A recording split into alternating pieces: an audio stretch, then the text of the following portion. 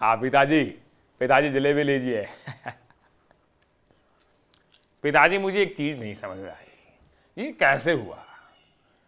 जो जलेबी मुझे इतने दिनों तक फीकी लगती रही, अब तो ऐसा हुआ है कि हरियाणा के चुनाव के नतीजों के बाद ये जलेबी मैं 24 घंटे से खा रहा हूं, मजा आ रहा है। ये हुआ कैसे? ये जलेबी का स्वाद, ये स्वाद मुझे अब ऐसा लग रहा है कि राहुल जी सही कह रहे थे, इसकी भी फैक्ट्री लगनी चाहिए। और जब मैं लगाऊंगा तो नाले से गैस जो निकलती है उससे जो जलेबी बनेगी, पूरा हरियाणा विश्व प्रसिद्ध होगा, ये मेरा भरोसा है। प्यारे साथियों, आपका देश विदेश से ये संदेश आ रहा है कि मोदी जी ये कैसे हुआ, ये एकदम से वक्त बदल गया, जज्बात बदल गए, ये कैसे हुआ? प्यारे साथियों, मैं आपकी हैरानी समझ सकता हूं।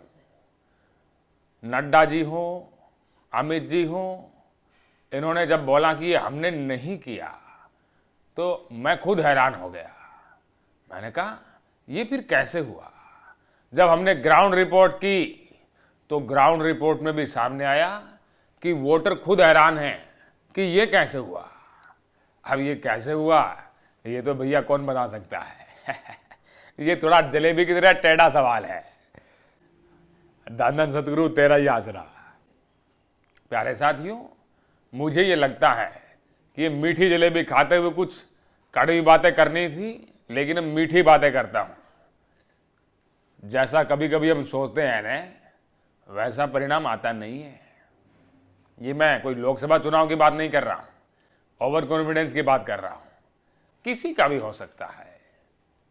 ये ओवर कॉन्फिडेंस हमें तो जून में समझ में आया था, शहजादे जी को अक्टूबर में समझ में आया है।